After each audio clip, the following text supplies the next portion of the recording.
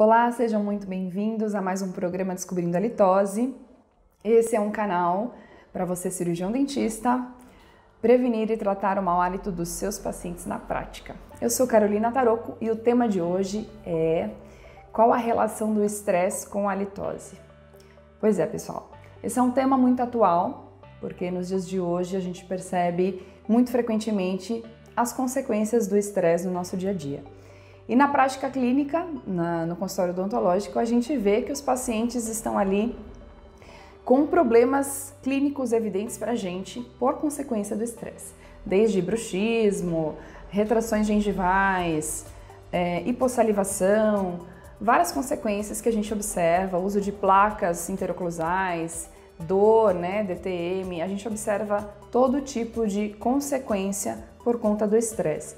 E muitas vezes a gente precisa de uma ajuda multidisciplinar mesmo, Então, o paciente vai no dentista e o dentista precisa fazer orientações.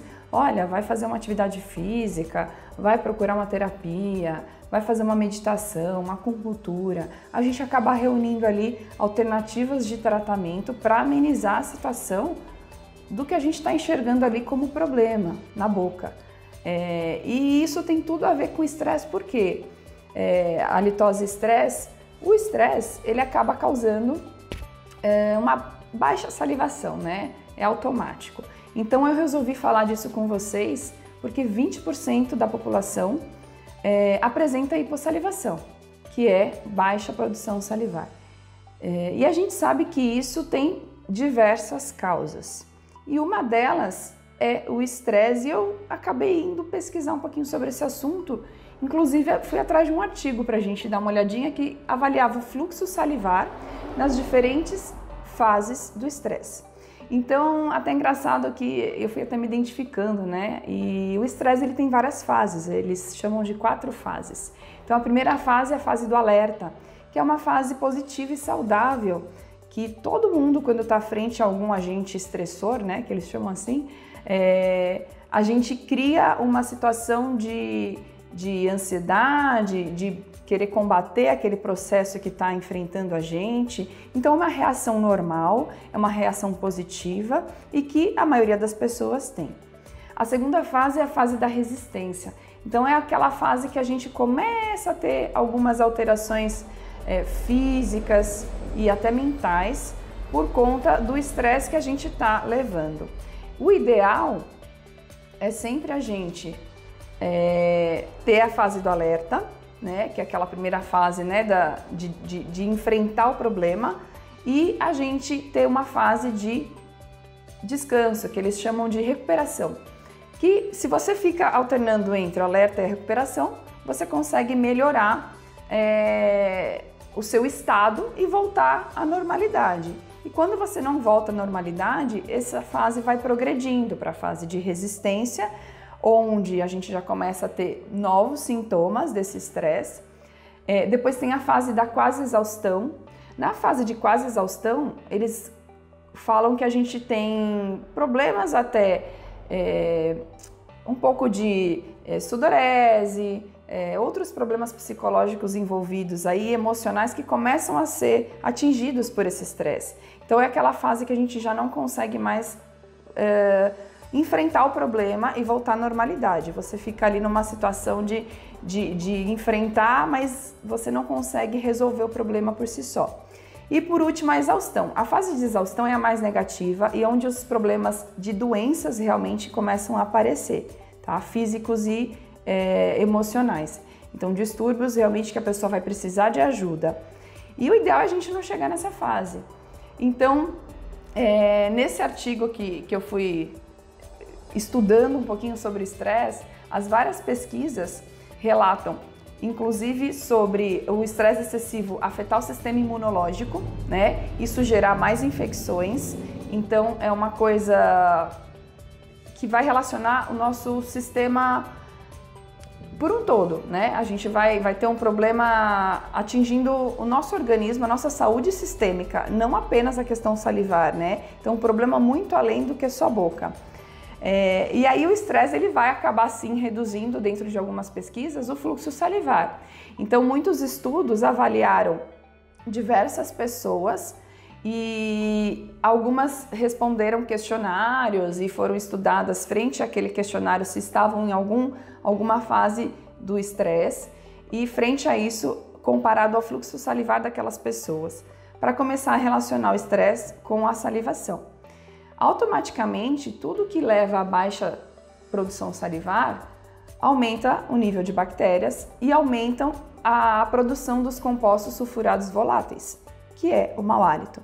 Então, a gente tem uma relação muito grande do estresse aí com a litose.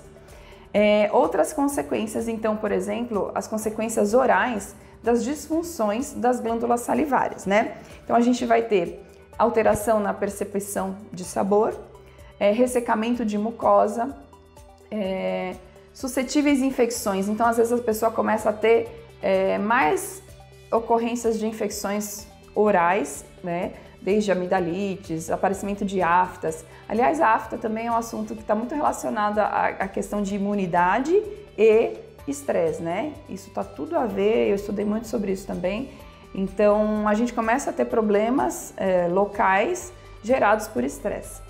E o importante é lembrar que a produção média salivar, ela gira em torno de 500 ml por dia. Então, e basicamente 99% da nossa saliva é composta por água. E o baixo fluxo salivar, ele traz essas consequências da boca seca, né? Então, às vezes o paciente vai relatar pra gente, olha, doutor, eu tenho a boca muito seca, que a gente chama isso de xerostomia, que é o relato do paciente. E às vezes o paciente pode não perceber essa sensação, e aí a gente pode verificar a salivação desse paciente, onde aí a gente diagnostica como um paciente com hipossalivação, onde na medição da saliva a gente identifica o baixo fluxo medido. Então aí a gente fala, olha paciente, você está com uma quantidade de saliva, né, abaixo de uma média considerada normal, então você tem uma hipossalivação, apesar de você não ter a sensação da boca seca, que a gente chama de xerostomia. Então essa questão do paciente relatar e a gente medir são sinais diferentes, sinais e sintomas, então são chamados também por nomes diferentes, né, quando a gente conversa sobre a questão salivar. E mais de 1/3 das queixas dessa boca seca, elas não correspondem à real redução do fluxo salivar, por isso que eu comentei sobre a diferença para vocês.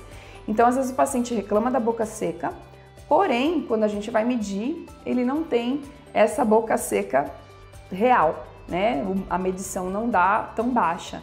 Então, as causas disso são multifatoriais. E aí a gente vai depender de uma investigação, de uma conversa com o paciente, para descobrir o que está acontecendo na rotina, de hábitos, ou do que ele faz no dia a dia ali dele que pode estar provocando. E é muito engraçado que a gente às vezes percebe pacientes que moram em cidades grandes, em áreas violentas, ou que ficam num ambiente de trabalho que seja um pouco mais estressante de alguma forma, e quando a gente vai conversando e conduzindo o paciente nesse bate-papo, a gente já começa a pensar nesse ambiente estressante que o paciente vive. E aí leva àquela questão do pensamento da salivação, tá? Isso é muito importante, a gente ter um pouco mais de comunicação. Eu brinco que a gente tem uma anamnese, um questionário que a gente faz, né, para os pacientes, porém, em alguns momentos, esse questionário ele pode virar um bate-papo também. E é nesses pequenos detalhes que a gente consegue identificar alguns fatores do dia a dia do paciente que nos levam a pensar em itens da salivação, da litose, e isso que vai nos conduzir nessa conversa com o paciente, é muito legal. Outra coisa que é necessário o cirurgião dentista, eu li em vários artigos, que a saliva é algo extremamente importante, ela tem diversas funções, né, na nossa boca, de proteção, função na digestão, na gustação, na imunidade, no tamponamento, no equilíbrio do pH. Então, a saliva é algo extremamente importante, porém, ela é explorada de forma muito mínima pelo cirurgião dentista. A gente não faz uma avaliação no dia a dia daquela saliva. A gente brinca assim, a saliva você tá lá com o sugador, né, atendendo o seu paciente, aquele monte de saliva, você só percebe que a saliva às vezes atrapalha para fazer uma restauração, um procedimento que você precisa de um isolamento, de um dente extremamente seco para você trabalhar. Então você fala, nossa, esse paciente tem muita saliva, não tô tendo muita facilidade para controlar essa salivação. Então a gente acha que a saliva está até atrapalhando a gente. Ou você percebe que o paciente ali está de boca aberta e a boca está seca. E aí você já nota que esse paciente, por exemplo, quase não tem saliva. Então isso é a hora que a gente mais percebe a presença ou não da saliva na boca do paciente. Porém, existem métodos, existem formas da gente avaliar, além do questionamento ao paciente, de hábitos e da percepção que ele tem dessa boca seca ou não. Existe como a gente medir essa salivação, a gente avaliar a qualidade, né? Além da quantidade, a qualidade dessa saliva, se ela é muito pegajosa, se ela tem muita espuma. Então tudo isso traz uma propriedade muito grande para o dentista quando ele pensa em avaliar realmente a saliva e relacionar isso a todos os outros fatores que estão ocorrendo na boca do paciente.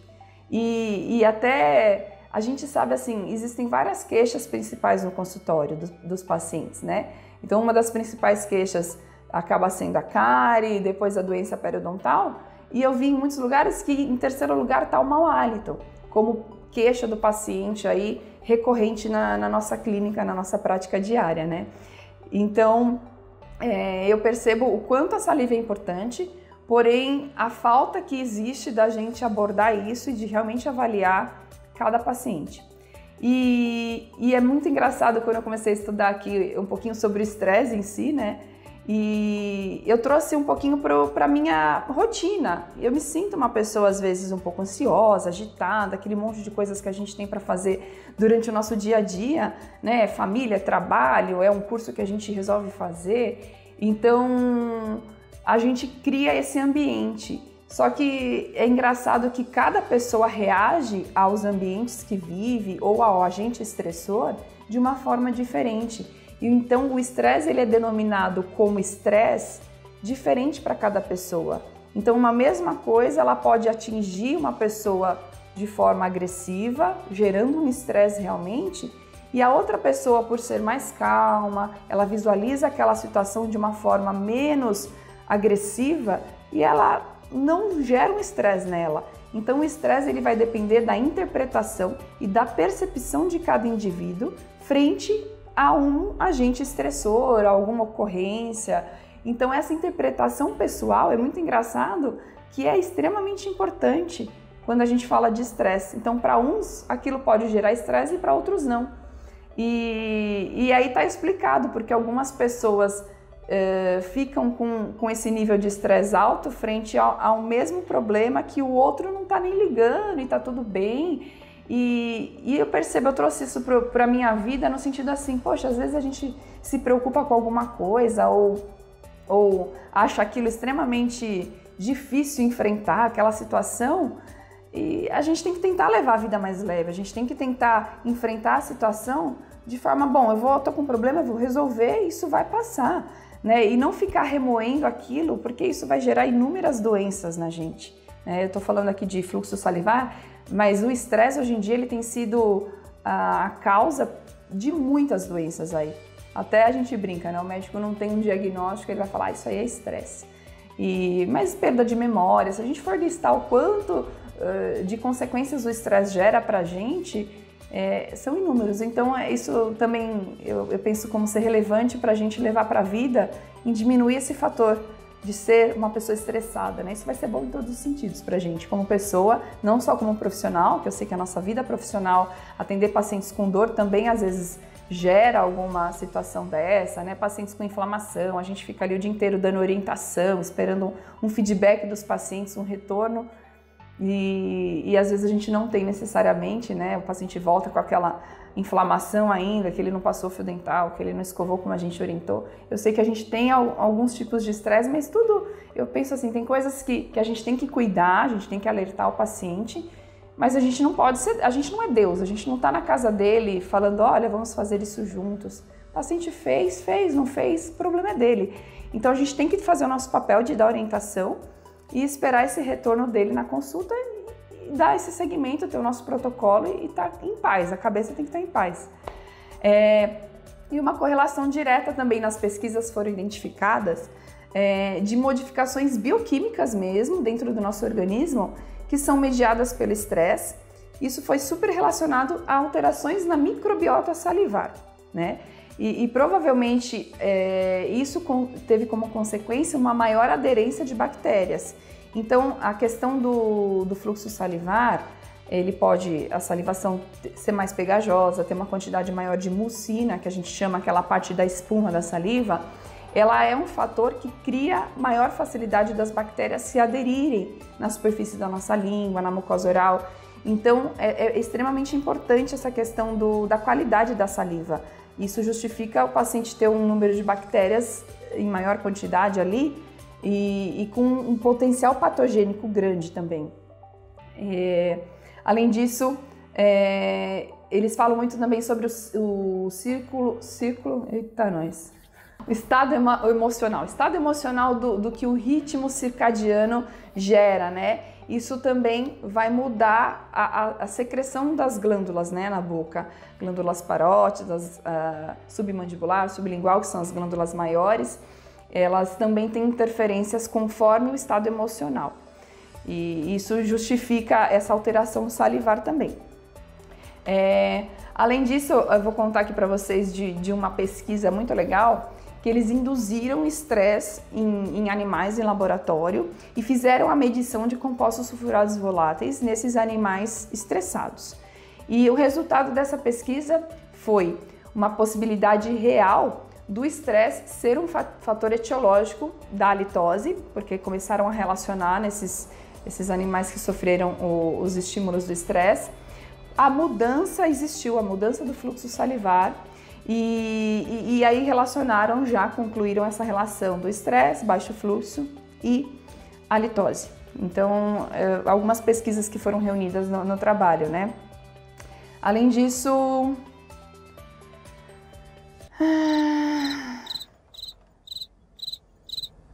legal.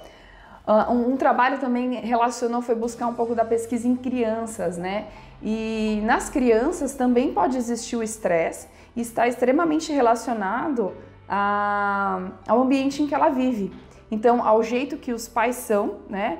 A forma com que eles tratam e reagem às situações junto com os filhos, na frente dos filhos, e os filhos absorvem isso e eles aprendem. A gente sabe que criança é uma esponja, elas absorvem tudo que estão ali vivendo. Então é interessante isso no sentido da gente promover um ambiente tranquilo na nossa casa, no nosso trabalho. Isso tudo reflete a nossa convivência e o que a gente quer de volta. Então é extremamente importante. Agora eu vou falar um pouquinho mais da questão salivar em si, né, nisso tudo, o que envolve. Quando a gente tem a questão do estresse, a gente tem uma alteração da imunoglobulina A, que ela é usada na mensuração da secreção salivar. A gente consegue identificar a parte imunológica do paciente, nessa imunoglobulina A que está na saliva. Então, isso também foi alterado sobre influência do estresse, isso foi feito em pesquisas. Então, dessas pesquisas todas que eu estou citando, eu não estou aqui citando o nome de autor, ano da pesquisa, porque ia ficar muito chato, né, o vídeo aqui para vocês. Mas se vocês quiserem qualquer tipo de informação das fontes, vocês podem me mandar, que eu tenho todas as fontes aqui, o link do artigo super legal, eu posso enviar para vocês. E outra relação também, eles comparam a questão da idade, né? Idoso, criança, tem uma diferença dessa salivação? Tem. Então, em diversas pesquisas, eles levam a terceira idade, os idosos, com um nível salivar muito menor do que as crianças, os adultos. Por quê? Porque o idoso ele já tem uma quantidade de medicação maior que ele toma, aí já envolvem outros fatores, não somente o estresse, tá? Mas o que justifica os pacientes mais idosos terem também um fluxo salivar menor. Existem 3 situações também onde é identificado um fluxo salivar menor. São pacientes que fazem quimio e radioterapia, são pacientes com síndrome de Sjögren, tá? Que é uma síndrome que reduz a secreção de várias regiões, olhos, área ginecológica, boca. Então é uma síndrome que dá um problema de questão de fluxo salivar bastante acentuado. E o terceiro item são as medicações. Então, são itens que são mais comumente encontrados como levar ao baixo fluxo salivar. São consequências principais da salivação baixa. Tá? Em relação a pacientes fumantes, por exemplo, né? Tem muitas pesquisas também que relatam que os pacientes fumantes queixam-se da boca seca, né? Muito mais frequentemente do que pacientes não fumantes. Então isso é uma coisa bastante frequente. O fumante, ele além da questão do hálito do cigarro em si, ele vai ter essa questão salivar também, piorando a questão halitose. Então associa vários fatores. Então o fumante às vezes ele vai ter um problema de halitose mais acentuado, em decorrência não só do cigarro, mas também do fluxo salivar, que foi identificado em várias pesquisas quando comparam fumantes e não fumantes. As medicações, elas têm papéis fundamentais na questão salivar. E é o que a gente na clínica, na prática diária, observa com maior frequência. Então você vê que tem pacientes que vêm com uma lista de remédio pra gente. Olha, doutor, eu tô tomando tudo isso aqui de remédio, principalmente idoso, né? E aí vários daqueles medicamentos podem ter como efeito adverso a xerostomia, a baixa do fluxo salivar, e isso é extremamente relevante para a gente ter isso anotado, a gente perguntar para o paciente se ele percebeu, olha, quando você começou a tomar esse remédio, o que você percebeu diferente? Então isso vai guiando a gente, é muito interessante. Pacientes que passaram por problemas de síndrome do pânico, estresse realmente que foi identificado, ansiedade, depressão, tudo isso está acontecendo intensamente nos dias de hoje com as pessoas. E às vezes eu percebo que no consultório a gente acaba sendo um pouco psicólogo ali, né? Os pacientes, conforme a gente conduz e a gente cria um vínculo com esse paciente, a gente acaba abraçando ele de uma forma que ele acha que a gente é terapeuta, né? Então a gente consegue descobrir alguns detalhes da vida do paciente que vão ser relevantes para a gente, que a gente acaba levando para a nossa prática, justifica, por exemplo, uma inflamação gengival que não melhora, recorrente, aí você percebe, você está passando por um momento de estresse, e aí o paciente fala, eu tô mesmo, ou eu passei recentemente. Então isso vai linkar a gente ao diagnóstico bucal e a vida, a rotina que a pessoa tem, tá acontecendo naquele momento, às vezes justifica muito. Eu vou até contar para vocês, eu atendi uma paciente aqui, eu atendo ela há muitos anos, e ela tem uma higiene bucal extremamente perfeita, ela usa fio dental, ela é extremamente cuidadosa. Tanto é que ela vem aqui para uma manutenção, para um retorno periódico, para a gente fazer uma limpeza, e raramente ela tem uma cárie, ela tem uma inflamação bastante evidenciada. E aí aconteceu que ela veio na última consulta e a boca dela estava terrível. Então eu falei, mas o que aconteceu? O que eu olhei clinicamente, eu já percebi que estava acontecendo alguma coisa estranha, porque nunca ela apareceu assim para mim. Então a gengiva dela, isso foi não localizada, foi generalizada. Ela estava com uma gengivite generalizada em volta de todos os dentes, e isso me chamou muita atenção, porque era uma paciente que nunca teve esse tipo de problema. E aí eu falei, olha, o que aconteceu, né? Você está passando por algum momento complicado, né? Aconteceu alguma coisa? Por que a sua gengiva está assim? Peguei o espelho, mostrei para ela, olha, tá inchado aqui. Perguntei se estava sangrando, ela Carol, às vezes com fio dental sangra. E eu falei, poxa, o que está acontecendo? Aí ela me relatou que a mãe dela tinha sofrido um AVC e ela estava há um mês mais ou menos cuidando dessa mãe diariamente, tinha mudado toda a rotina dela por conta disso. E eu falei, poxa, uma coisa que aconteceu, né, gerou uma alteração de rotina, um estresse, ela estava bastante abalada ainda, acabou mostrando na boca dela sinais. E acabei encaminhando ela até para periodontista, falei, olha, a gente vai ter que fazer uma limpeza mais reforçada, fazer uma orientação, ver se você está falhando ainda em alguma questão de higienização. Olhei a língua dela, enfim, verifiquei todos os pontos, mas eu falei, olha, provavelmente, enquanto esse nível de estresse, você pode estar tendo alterações hormonais, tudo isso que está acontecendo de forma bastante acentuada no momento, está interferindo grandemente na reação que você está tendo bucal, local. Então aí eu vi claramente uma relação da rotina, do estresse na boca. E a questão da boca seca, essa paciente me relatou também, que ela percebeu, Carol, minha boca tá mais seca, não tô tomando nenhuma medicação, mas eu tô extremamente ansiosa para ver isso acabar, para ver minha mãe melhorar. Então é uma coisa assim, a gente conversando com o paciente, a gente vai ter ali muita coisa legal, muita informação que vai justificar o que a gente está identificando clinicamente. E como eu falei, a importância da saliva na boca ela é tão grande e a gente sabe disso, a gente aprendeu isso e às vezes a gente não dá essa atenção especial, a gente não dá esse olhar de tentar melhorar essa salivação do paciente, de perguntar, de medir e de dar orientações do que ele pode fazer.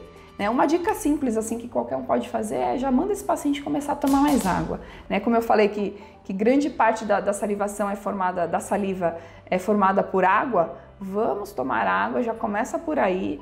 E aí aos pouquinhos eu vou dando essas dicas para vocês entenderem o que eu falo para o paciente, se isso está acontecendo. Então a gente vai ter algumas dicas pontuais, né? Conforme a situação que o paciente relata, a gente pode dar ali uma orientação e vocês vão ver como isso é extremamente rico e o paciente fica muito agradecido por ter uma informação diferenciada ali. Porque, nunca ninguém me falou isso, eu não sabia disso. Isso aumenta a nossa autoridade no assunto, o paciente gosta de estar ali, ele indica você para outras pessoas porque você está dando informação relevante ali para a vida dele, é muito legal. Em relação a uma pesquisa muito legal que eu encontrei que foi realizada por Becker em 1988, onde ele analisou pacientes com problemas periodontais e relacionou a questão periodontal com o estresse. E eles perceberam que as respostas ao tratamento periodontal de pacientes que estavam sem estresse ou com estresse controlado, né, pessoas mais tranquilas, tinham uma resposta a esse tratamento muito melhor do que pessoas que foram identificadas com estresse. Naquele momento, no período do tratamento, elas não tiveram uma boa resposta à questão da inflamação gengival, o tratamento periodontal mesmo. Então, às vezes você está ali persistindo num tratamento e não melhora, e você fala, poxa, o que está acontecendo? Às vezes o paciente está num pico de estresse tão grande que você fica ali dando murro em ponto de faca, você orientando higiene, fazendo limpeza, fazendo sondagem, está ali só identificando problemas, mas a causa pode ser o estresse. E aí, se você não orientar o paciente e não guiar ele a corrigir essa situação, a gente dificilmente tem uma melhora ali bucal. Então, isso é extremamente importante para a gente ver resultados, né? E o paciente fala, eu fui lá no dentista, fiz a limpeza e eu continuo com a minha gengiva inflamada. Então, ele pode estar achando que a culpa é sua. Então, você sabendo disso, você pode orientar o paciente, olha, você está passando por um período, você pode estar com essas alterações, então vamos cuidar disso também. Não vai adiantar eu somente fazer a limpeza, né? E você vai ter também que procurar outros profissionais, fazer um tratamento realmente multidisciplinar, tratando toda essa parte que está acontecendo na sua rotina para a gente ter uma resposta realmente completa, né? de saúde bucal. E isso é muito legal também. Em várias pesquisas de doença periodontal isso foi evidenciado. A questão da salivação, a questão do estresse estão extremamente relacionadas à terapia periodontal. Então, em relação ao artigo, eles fizeram uma pesquisa com 65 pacientes saudáveis e mantiveram esses 65 pacientes sob um questionário um inventário para ver se esses pacientes tinham realmente estresse. Inventário de sintomas do estresse de Lippi. Que foi desenvolvido em 2002 por esse autor. Então, eles estabeleceram as 4 fases do estresse, né, que eu já falei para vocês, que seria a parte as 4 fases do estresse. Então, as 4 fases, alerta, vamos de novo. Então, tem as 4 fases do estresse, a fase do alerta, a fase da resistência, a fase da quase exaustão e a fase da exaustão. Então, eles identificaram esses pacientes em quais fases eles estavam, de acordo com o inventário que foi respondido, e usaram 10 pacientes que não estavam enquadrados em nenhuma fase de estresse, e eles foram a amostra de pacientes para fazer o controle da pesquisa. Então, identificaram esses pacientes através dos inventários, né, dos questionários, e fizeram medição do fluxo salivar em repouso e sob estímulo mecânico. Esse exame do estímulo foi feito entre 9 e 11 horas da manhã. Isso também às vezes pode interferir no resultado, então eles usaram uma metodologia para todos os pacientes. E avaliaram e compararam pacientes em diversas fases de estresse, com situações de fluxo salivar medidas em repouso e sob estímulo, e tentaram fazer uma relação, né, da fase do estresse que o paciente estava com o resultado do fluxo salivar medido de cada paciente. E 75% desses pacientes da pesquisa relatavam a queixa da boca seca, né? Porém, o resultado na medição de fluxo salivar não foi compatível com essa porcentagem de queixa. É aquilo que eu tinha falado já para vocês, nem sempre o paciente sentir a boca seca significa na hora que a gente mede essa saliva, realmente a gente ter baixa salivação, que seria a hipossalivação. Então são sinais e sintomas, realmente dão diferença. E a conclusão dessa pesquisa foi a seguinte, eles não conseguiram, com esse número de pacientes, concluir que a baixa salivação estava gerando estresse, porque mesmo os pacientes enquadrados nas 4 fases de estresse, eles não estavam tendo uma salivação baixa na medição. Então eles não conseguiram, eles falaram que precisavam de um número maior de pacientes e ainda identificaram a necessidade de relacionar psicólogos e psiquiatras associados aos dentistas que fizeram, aos profissionais que estavam conduzindo a pesquisa, deveriam ter uma interação multidisciplinar na própria pesquisa e um número maior de pacientes para conseguirem obter talvez um resultado mais relevante. Porque nesse resultado, nessa pesquisa, eles não conseguiram associar. Porém, na prática, a gente percebe, eu tô aqui fazendo vídeo e eu tô percebendo, né? A gente às vezes tá mais ansioso e tudo mais, a gente sente a boca seca, né? Então uma pessoa vai dar uma palestra, uma pessoa vai falar em público ou vai fazer uma coisa pela primeira vez, isso é super normal, a gente automaticamente sente a boca seca, isso é comum e qualquer pessoa percebe. Então, como não relacionar, né, essa ansiedade, esse estresse que a gente sente que às vezes é um estresse até positivo, mas com a questão da boca seca. Pode ser que algumas pessoas tenham isso mais facilmente percebido e outras não, mas isso é extremamente relevante. E o que eu percebi, assim, concluindo aqui um pouquinho a questão do artigo, né? A gente sabe que o estresse, existe um estresse que é ideal, a gente tem que saber que quando a gente entra na fase do alerta é positivo, a gente vai resolver um problema, a gente vai ficar mais atento, mais ansioso no sentido de vamos resolver, vamos enfrentar isso daí, e a gente tem que saber o momento de voltar, um momento de regredir e voltar à nossa fase normal, ao nosso equilíbrio.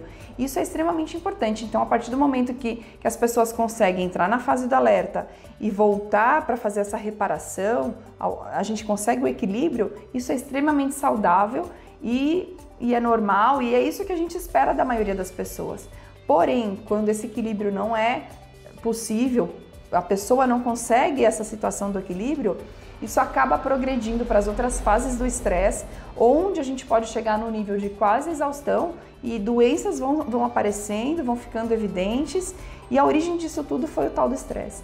Então, nós cirurgiões dentistas, a gente tem um papel extremamente importante na própria conversa com o paciente e depois no exame clínico, onde a gente avalia a boca, a gente acompanha aquele paciente, a gente pode identificar o paciente passando por um período de estresse e conversar. E, gente, hoje em dia o que as pessoas mais querem e precisam é dessa relação pessoal. Quantos pacientes não chegam pra gente reclamando, hoje em dia não tem mais médico como antigamente, que atende a família inteira, que dá tempo na consulta para falar com a gente consegue realmente relatar todos os nossos problemas, o que tem acontecido, onde o médico faria um diagnóstico muito melhor.